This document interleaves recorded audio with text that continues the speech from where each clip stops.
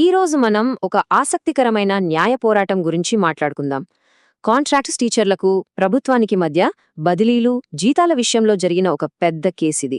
మరి ఈ పోరాటంలో చివరికి ఏం జరిగింది, గెలుపు ఎవరిని వరించింది తెలుసుకుందాం. సరే, కథ ఇక్కడ మొదలవుతుంది. ఆంధ్రప్రదేశ్లో వందలాది మంది కాంట్రాక్ట్ టీచర్లు ఏకంగా ప్రభుత్వాన్నే హైకోర్టుకు లాగారు. ఈ సంఘటన రాష్ట్రవ్యాప్తంగా పెద్ద చర్చకు దారితీసింది. అసలింత పెద్ద వివాదానికి కారణమేంటో చూద్దాం.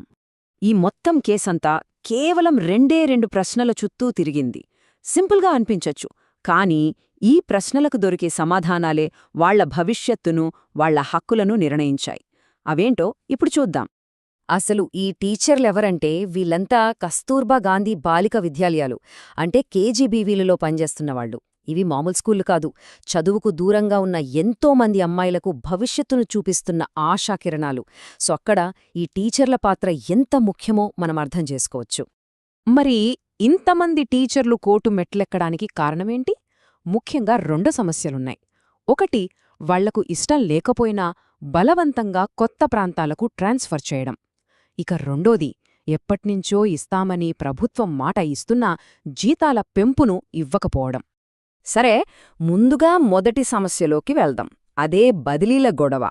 అసలు కాంట్రాక్ట్ ఉద్యోగులను బదిలీ చెయ్యొచ్చా లేదా? ఇదే ఇక్కడ మెయిన్ పాయింట్. ఇక్కడ రెండు పక్షాల వాదనలు చాలా బలంగా ఉన్నాయి.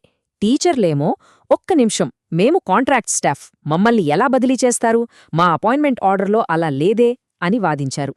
మరోవైపు ప్రభుత్వ వాదనేంటంటే, లేదు, 10-15 ఏళ్లుగా ఒకే చోట ఉంటున్నారు, దీనివల్ల స్కూల్స్ అడ్మినిస్ట్రేషన్లో ఇబ్బందులొస్తున్నాయి, అందుకే బదిలీలు తప్పవు అని చెప్పింది. చూశారా, ఇది ఎంత క్లిష్టమైన విషయమో? అయితే ఈ విషయంలో కోర్టు తీర్పు చాలా సూటిగా, స్పష్టంగా ఉంది.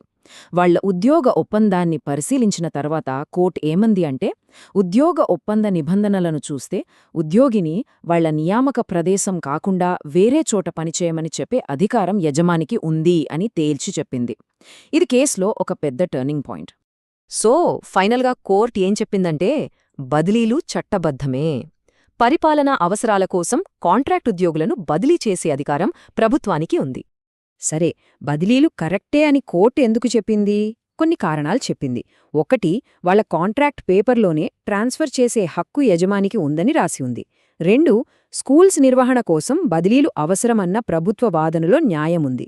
3, జీతాల పెంపుకు బదిలీలకు అసలు సంబంధమే లేదు, ఈ రెండిటినీ కలపొద్దోయ్ చెప్పింది. చివరిగా, బదిలీల కోసం ప్రభుత్వమిచ్చిన జీవో కూడా చెల్లుబాటవుతుంది అని తేల్చేసింది.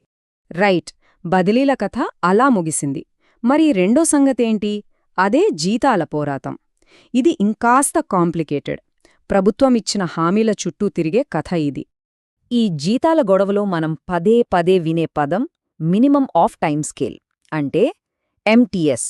సింపుల్గా చెప్పాలంటే, కాంట్రాక్ట్ ఉద్యోగికి కూడా వాళ్లలాగే అదే పనిచేసే పర్మనెంట్ ఉద్యోగికి ఇచ్చే జీతంలో కనీస మొత్తాన్ని ఇవ్వటం అన్నమాట.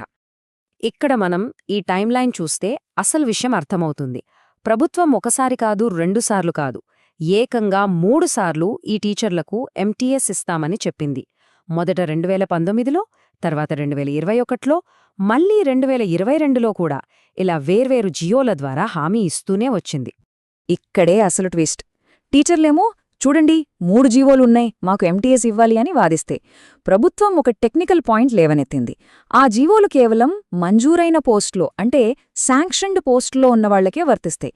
కేజీబీవీ టీచర్లు ఆ కేటగిరీలోకి రారు అనేది ప్రభుత్వ వాదన.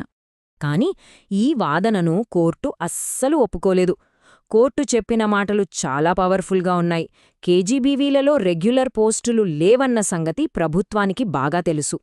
ఆ విషయం తెలిసి కూడా వాళ్లకు ఎంటీఎస్ ఇవ్వాలని ప్రభుత్వం పదే పదే నిర్ణయం తీసుకుంది అని కోర్టు చాలా స్పష్టంగా చెప్పింది. అంటే తెలిసి హామీ ఇచ్చాక ఇప్పుడు మాట మార్చడం కుదరదు అన్నట్టుగా ఉంది తీర్పు. సో ఫైనల్గా జీతాల విషయంలో టీచర్లదే గెలుపు. వాళ్లు ఎంటీఎస్ జీతానికి పూర్తిగా అర్హులు అని కోర్టు తేల్చి చెప్పింది. ఇది నిజంగా వాళ్లకు చాలా పెద్ద ఊరట. సరే, ఇప్పుడు మొత్తం కేసుని ఒకసారి చూద్దాం. ఇదొక స్ప్లిట్ డెసిషన్ అన్నమాట. అంటే ఇటు ప్రభుత్వానికి, అటు టీచర్లకు చెరో విషయంలో అనుకూలంగా తీర్పు వచ్చింది. ఈ టేబుల్ చూస్తే మనకొక క్లియర్ పిక్చర్ వస్తుంది. చూడండి, బదిలీల విషయంలో ప్రభుత్వం చెప్పిందే కరెక్ట్ అని కోర్ట్ అంది, సో అది ప్రభుత్వానికి విన్. కానీ జీతాల ఎంటీఎస్ విషయంలో టీచర్ల వాదనకే కోర్టు ఓటేసింది. ఇది టీచర్ల విన్, అంటే చెరొక పాయింట్ గెలుచుకున్నారన్నమాట. తీర్పు ఇవ్వడమే కాదు, దాన్ని అమలు చేయడానికి కోర్టొక డెడ్లైన్ కూడా పెట్టింది. జనవరి 1, 2022 నుంచి రావాల్సిన బకాయిలన్నీ కరెక్ట్గా 12 వారాల్లోగా చెల్లించాలని ప్రభుత్వాన్ని ఆదేశించింది. అంటే ఇది కేవలం మాటలు కాదు, చేతల్లో చూపించాల్సిన విషయం. ఈ మొత్తం కేసు మన ముందు ఒక పెద్ద ప్రశ్నను ఉంచుతుంది. ఒక ప్రభుత్వం అధికారికంగా అందరి ముందు ఒక విధానాన్ని ప్రకటించి ఆ తర్వాత కోర్టులో దానికి వ్యతిరేకంగా వాదిస్తే చట్టం దేనికి విలువివ్వాలి? ప్రభుత్వ హామీకా లేక దాని వాదనకా? ఇది ప్రభుత్వాల బాధ్యత గురించి మనల్ని ఆలోచింపజేసే ప్రశ్న.